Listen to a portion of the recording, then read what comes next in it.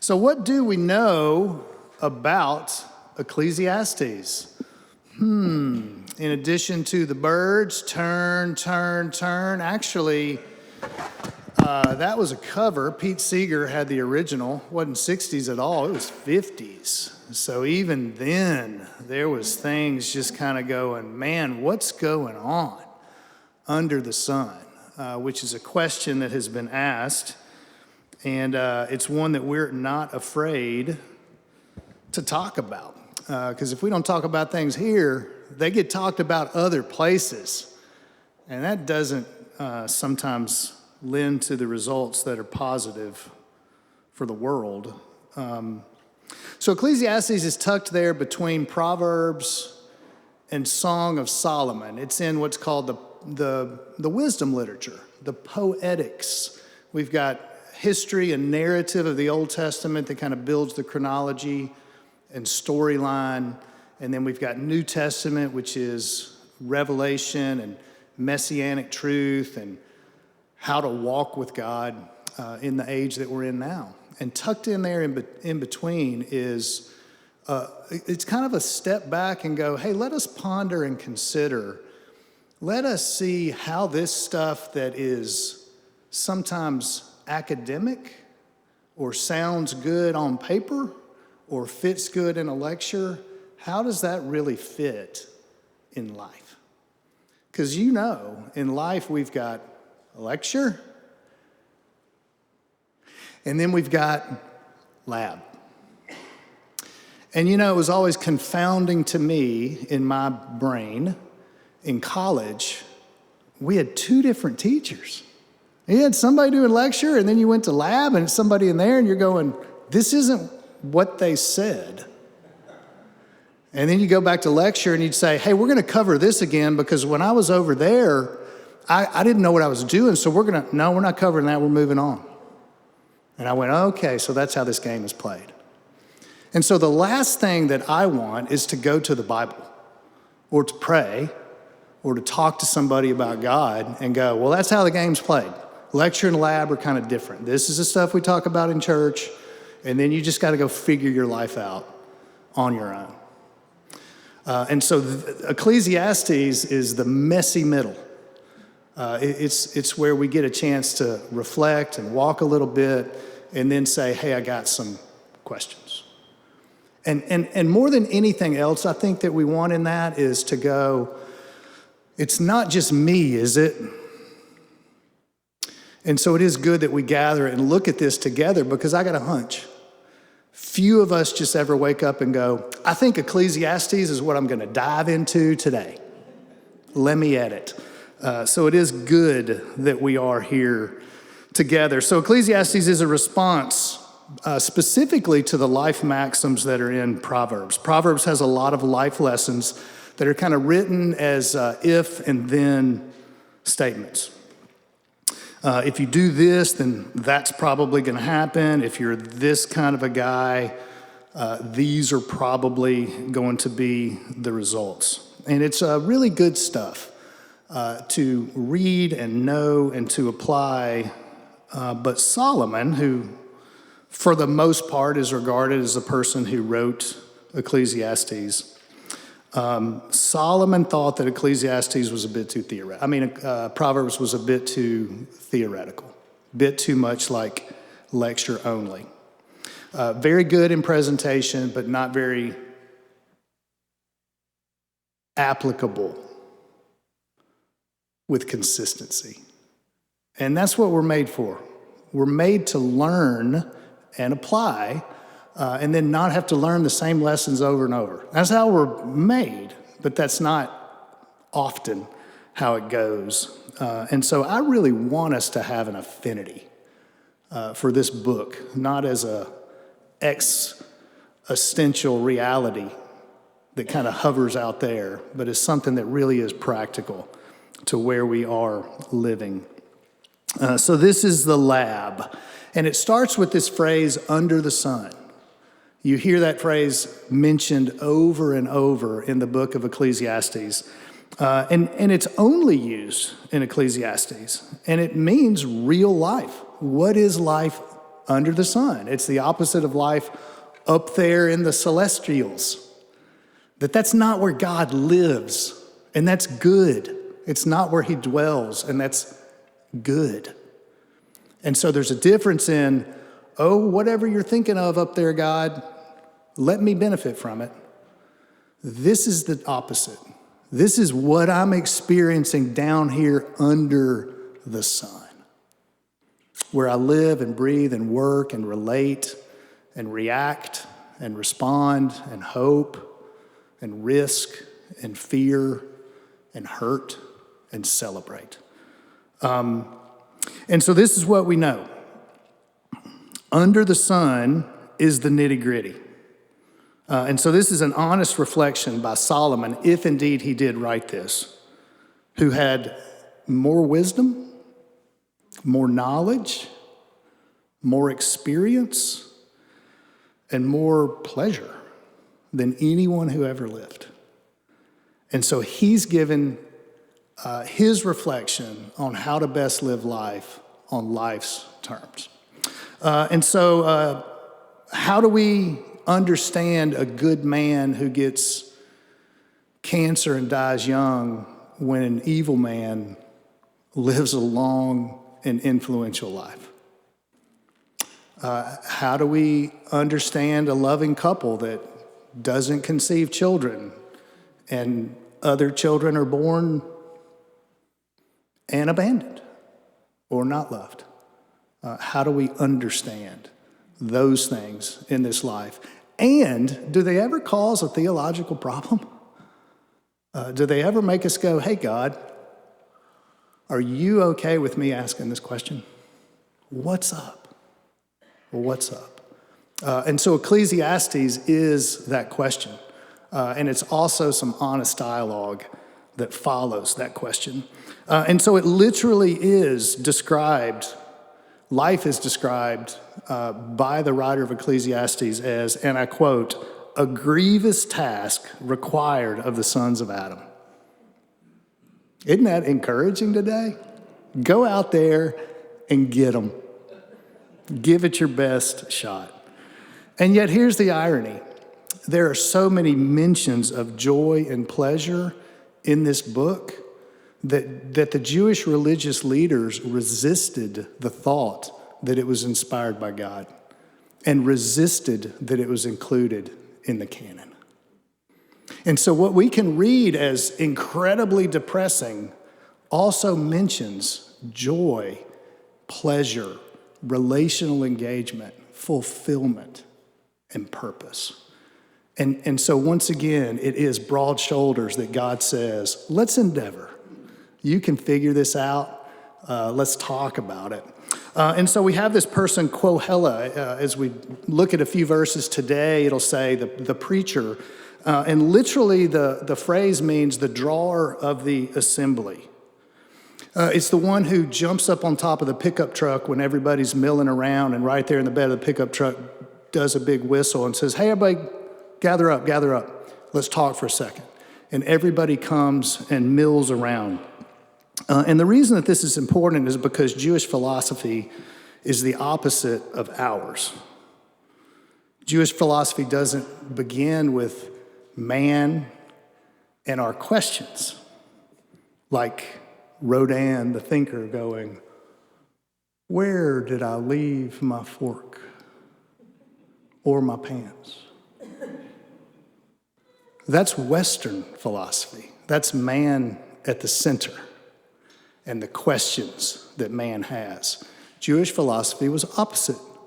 It starts with the answers that God has that then allow us to form our questions correctly or to come to the realization that our questions do not actually matter that much after all. So this is the perspective that it is written from. And Solomon again, knowledge, success, respect. He was respected. He wasn't just this ornery dude out here who achieved all of these things. He also was incredibly respected. He was very experienced. He was extremely indulged. And if he couldn't find meaning and purpose and satisfaction, here's a little Cliff Note version. Good luck. Good luck. Hard to beat 700 concubines. And he sent his concubines out to gather knowledge in all the cities and ports. So they weren't just for his pleasure, they were also for his intel. So he was informed. He had it all. And if he can't do it and have it last, no one can without God. And so we'll get to that one in a minute. But let's look at a couple of verses. Verse 2, some versions of the Bible have meaningless, all is meaningless, and meaningless really is meaningless. It doesn't really have much meaning, so it's not really a great translation. If that's what your Bible says, don't throw it out. But the Greeks and the Romans and the Hebrews all wrestled with this concept because it's just inseparable in our minds and in our cultures. And so a better word is vanity. We don't really use that word much except for like your bathroom and where you get ready and your mirror you look into. So maybe there's something to be said there. But vanity, and vanity is this word hevel, and it literally means vapor. And vapor is a thing. And vapor even kind of gets on you every once in a while. But try to grab a hold of it. Try to catch it. Try to measure it. Try to keep it. Try to give it away. Try to have it turn into something valuable. And you can't do it, but you can't also deny that it's a thing and it's there. It's just that it's elusive and it's not permanent and it doesn't have weight or gravity. And so the Greeks defined it as being fleeting, empty, futile. The Romans as purposeless and pointless. So there's a ton of descriptive words there. And the result in verse 3 is this word advantage. It leaves us with no advantage. If there's tennis players, and I'm looking at some out there, that's what you're always wanting, anything to gain advantage. I'm gonna sit on the baseline, I'm gonna come to the net, because I just want advantage. It's what we're made for, it's what we work for. It's easy to recognize it. But the result from this reality of life is that there is no advantage position. There's no hill that we gain that we keep. And when we get to the hill, the view that it provides us is just another hill. So there's no advantage. And then we'll strike a little bit closer to home. The Hebrew word is profit. There's no profit? What? Scandalous. We're built for that. We're based upon that. When there's profit, everybody benefits. It lifts all ships. And there is some reality to that when there is actually tangible profit. But this is describing an accounting game. It's an in and out. And so all the infrastructure exists for a wash. And that's a great business plan, isn't it? That'll get you a huge loan when you present that at the bank. Hey, our goal is a wash. Does that work? No, it doesn't work. It doesn't work. So no advantage position, no profit. And here's why this is difficult for us as Americans. I'm going to nerd out for a second. In the Declaration of Independence, in the early drafts, this was the phrase: life, liberty, and the pursuit of, are you ready for this? Fame. How's that sound? Life, liberty, and the pursuit of fame. All right, I know what that is. We're all going to get our moment, our 15 minutes, and it's not what that meant. Because Jefferson was a classical scholar, and he was influenced by the Greek heroes. And the concept of fame is this: you are put in the position of purpose, you are resourced, and you are given free rein with no obstacles to pursue what you were made to do. Sounds pretty good, doesn't it? And that's called being famous, because there's no doubt when those characteristics are in place that things are going to go well and everyone's going to benefit. And so the American ideal in the Jeffersonian world was, we got land, we got weather, we got want to, this is going to go well. And we're all going to be famous. And that got moved just a little bit into this concept of happiness. Because when those things are executed, there is this sense of worth and value and meaning. And when we feel that way, our relationships, our work, all of those things benefit. And so that's why we wrestle with Ecclesiastes and go, what's the end around? What's the other idea?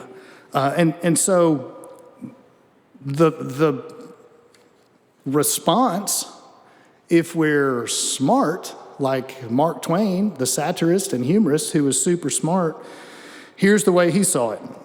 The world will lament you for an hour and then forget you forever. That's awesome. I'm going to get up and do the best I can every single day, knowing that that is the reality. And I push back against that, but I also was thinking this morning, I do not know my great-grandparents' names.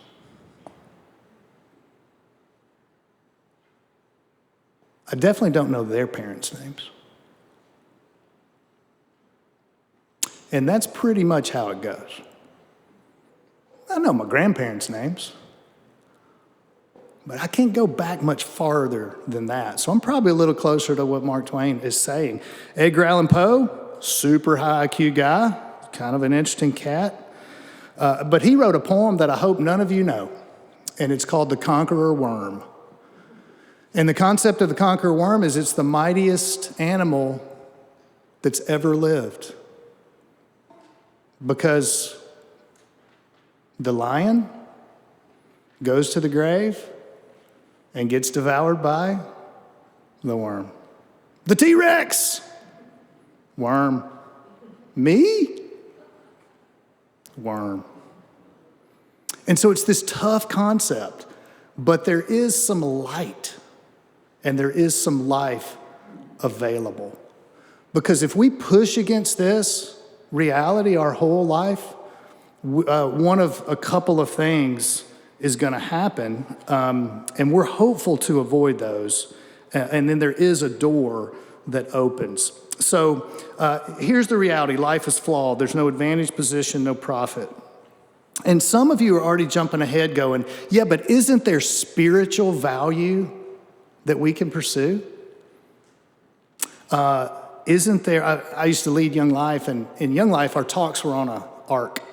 And we'd have literally a room full, and when I say a room full, just, architecturally difficult to fathom how many kids we would stuff into a living room. Move every stick of furniture out of the way. And our talks were on a talk arc. We would talk about the person of Jesus. Hey, these are his characteristics. This is what he's like. This is how he hung out with his friends. This is him and his family. This is him and when he got in trouble. We would do that. And then we would talk kind of like we're doing here, like we've talked for a couple weeks about how God is so good and he loves his church and his heart can be trusted and he can be known. And now we're in this place in Ecclesiastes where it's like, hey, if all those things are true about God, how come life's not easier? And so we would talk about the person of Jesus, and high school kids would be sitting there going, that sounds good. But maybe I'm the only one who's struggling. So then we would talk about the need that we all have as men. We have this need. We need to be not just knowledgeable of God, but we need to be connected to God. And how can that happen? How can that happen?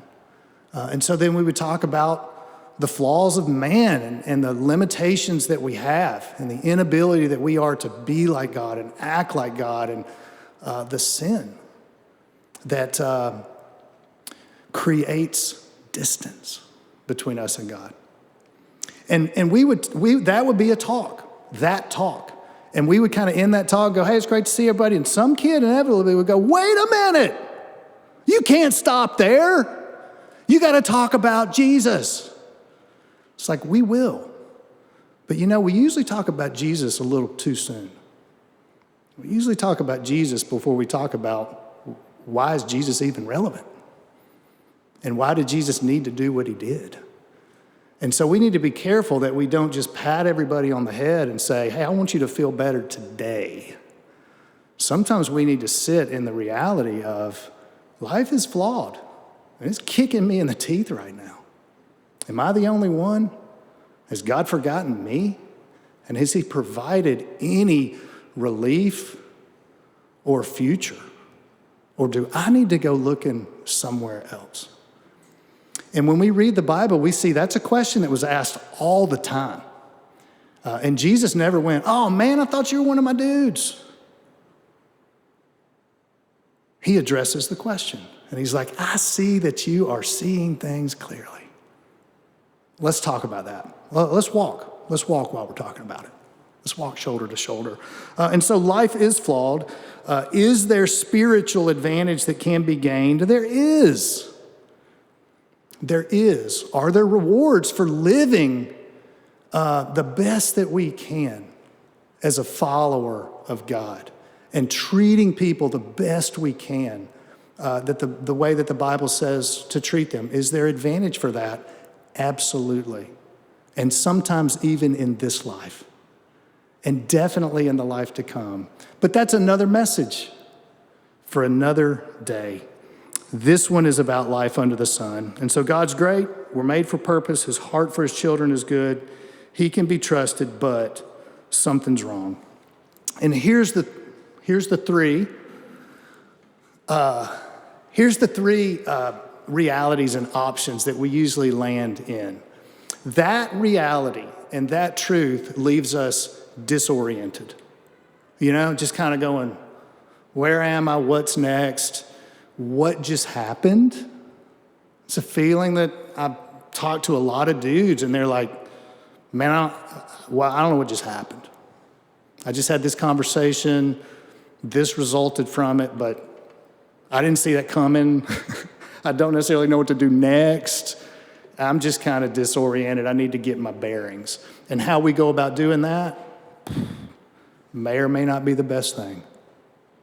And so life that is meaningless, vapor, pointless, unprofitable, no advantage, leaves us disoriented. Or it leaves us unsatisfied. It's like, dang, I've been working. I've been trying. And I've been accumulating. Friday was great, but then I came back to the office on Monday and it wasn't easier. We really moved the ball that last meeting, and then this one started with something that came out of the blue that didn't allow us to build on it.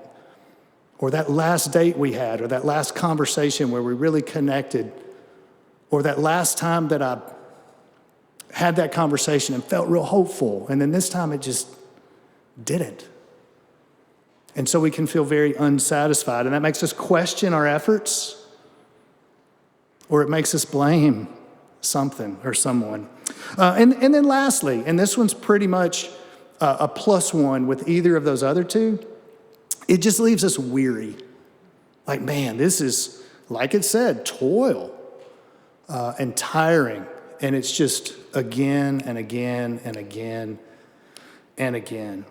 And so what's the point? What are we to do? There's 3 responses that we'll just kind of introduce, because this will be like the next couple weeks that we'll talk about.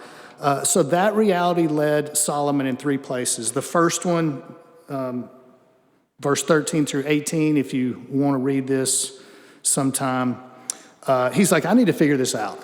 And if you're a man, that's what you do a lot of times. It's like, man, I don't like this. I got to figure this out. And you just get in there and grind away. You ask, you research, you observe, you're vigilant. How can I identify the problem and the solutions? I got to get smart and I got to get wise. And so we pursue that track. And this is what Solomon did. And it left him, in verse 18, it said, "Behold, I said to myself, I have magnified and increased wisdom more than all who were ever over Jerusalem before and beyond me.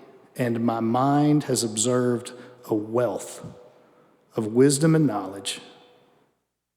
And I said to my mind, I know wisdom, but it also makes me know madness and folly." So the more we know, the happier we become, right? You ever hear that phrase like, don't ever meet your heroes? But there's also some truth to that just generally. It's like, man, the more I know and the more wisdom I have, the more you have to deal with, the more you have to absorb, the more you have to rationalize, and the more you have to explain.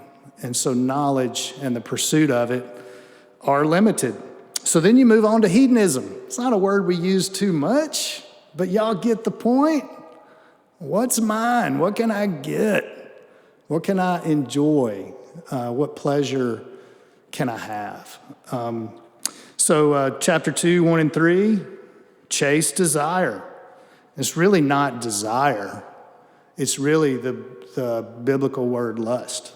And lust is the concept of desire without risk. Because true desire is a ton of risk. Godly desire is a ton of risk. Because it involves hope and fear. And it's difficult. And so lust without risk is what Solomon's talking about here. And he chased after it with abandon. Yeah, we'll talk about that more next week. Plenty to say there. This concept of fantasy is a huge part of our culture. Entertainment and fantasy kind of blur lines, and we can see ourselves in this sometimes with our sports teams or things that we, a couple weeks ago we talked about putting emphasis in things that we didn't need to be emphatic about.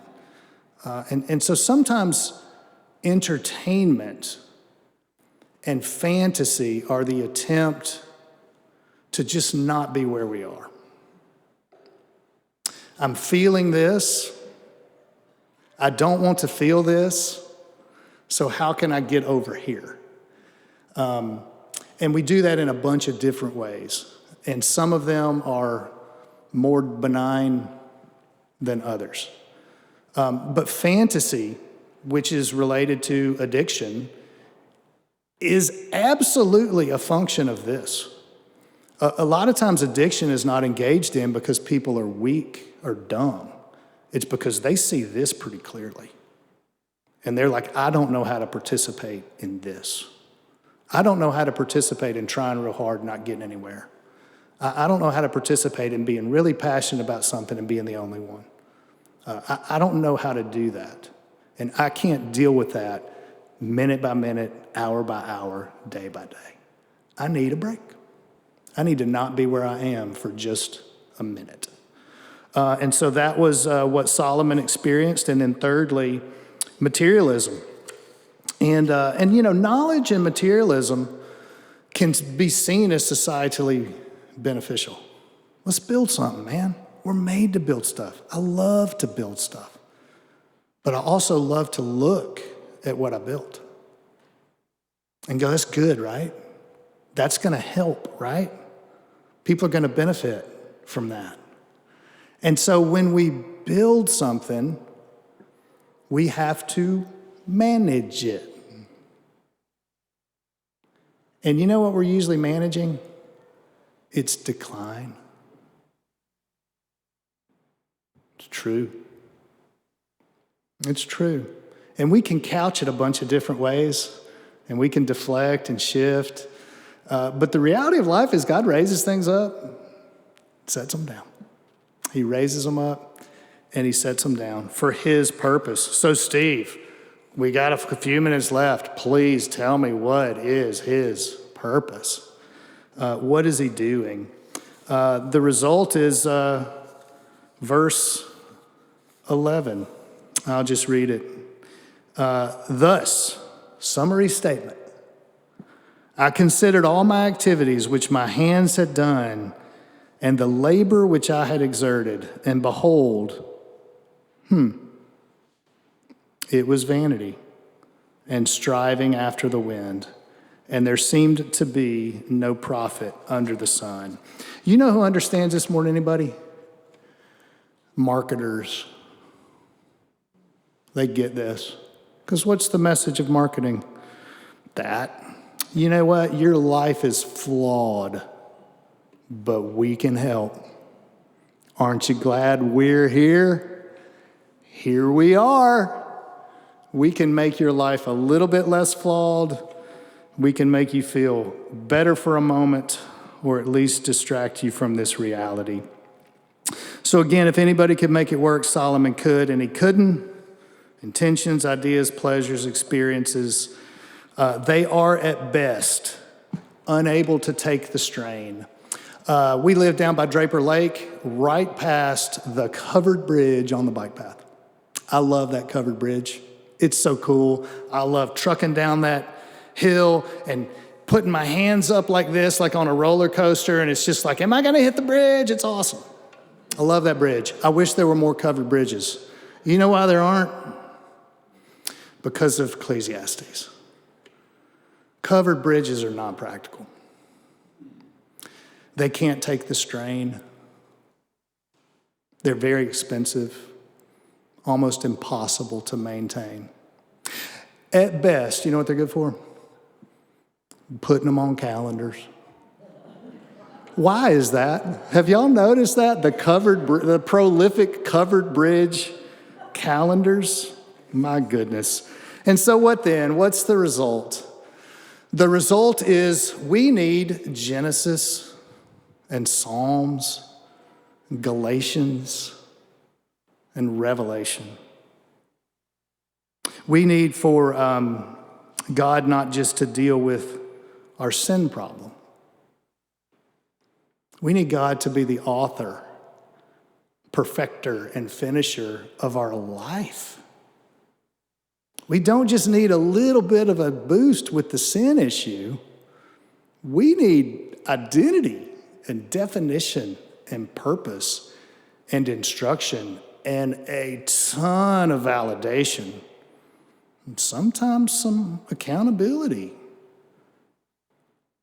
We need presence, instruction, grace, forgiveness. We need to learn how to rethink things and retrain ourselves. And so we need life from Him. Absolutely. All of those things can be found in Him. It's an interesting concept. My life is now hidden in God, but when He is revealed, my life will be revealed with Him. So being in something is a big deal. And so how does this happen? You have to meet Him. And you have to get to know Him, which you won't do unless you trust Him. And only then will we do it incrementally. A little bit of my life, a little bit of your life, a little bit of my life, a little bit of your life. And so we have to meet Him. We have to get to know Him. That only happens when we trust Him. And all of that begins with an invitation. The sweetest things in life begin with invitations. We don't give as many of them out as we used to. Hey, do you want to go with me to this? Do you want to come over and do this? We have loved our time here because we have received a lot of invitations. But there's a lot of people who don't get any. And we all could use more. It's fine saying no. We don't have to feel shame when we can't come. We don't even have to feel shame if we say, I don't like doing that. I'll pass. But man, it's sweet to get invitations. And so the Bible tells us that God can be known through looking at his Son, that he is the spit and image. Some of us come from places where we say spit and image. That's not a thing. It's like Chester drawers. It's spit and image. Spit, DNA, image, visual identity. So Jesus is God. And on Jesus' last free night on the earth, he gave an invitation to know him more and to share directly in relationship with him. He invited some people to a meal. And it's what friends and family do. And so he invited his friends and followers to come to a table. And he told them something interesting. He said, this is my body, and it will be broken for you. Because I'm going to be used as a ransom. Jesus didn't die for us. He died instead of us. And those are different things. And he also said, this is the blood of the new covenant. It provides a way where there was no way for God to be satisfied, not with our sacrifices that we bring, but with the sacrifice of his Son. And so he invited his friends to share in that table, and he also instructed those who will come to know him to do the same thing, to participate in that table that we have prepared here in remembrance of him. And to do this not in sorrow or lament. Doggone it, Jesus, you had to die for me. Crap. Because he was a volunteer, not a victim. And so not in sorrow, but in recognition that the inescapable vanity and toil and sorrow and shame, and I'll repeat those, the inescapable chasing after the wind and toil and sorrow and shame and all that is produced by life under the sun is met by force with the life and the ministry and the sacrifice of Jesus Christ, who said, I'm the way, the truth, and the life. Not just any life, life to the full. And so we're going to come. I'm going to pray in just a moment. We're going to come and we're going to remember with gratitude the invitation to this truth. I'll pray and then we'll make our way up as you feel led. God, we are grateful to you. Thank you for truth. Thank you for insight into your very heart. And thank you that you don't lead us to live naively, that that's not what hope is, that that's not what joy is produced by. That's not what gratitude depends upon, naivety. But that you experienced through sending Jesus here life under the sun. And so you know how much we need you and how much we need you to put our lives together and be the glory and the lifter of our head. So I pray for these minutes as we participate in this communion meal, that we would be able to reflect or even believe and experience anew our not just dependency upon you, but your delight in us. That's our prayer. In Jesus' name, amen.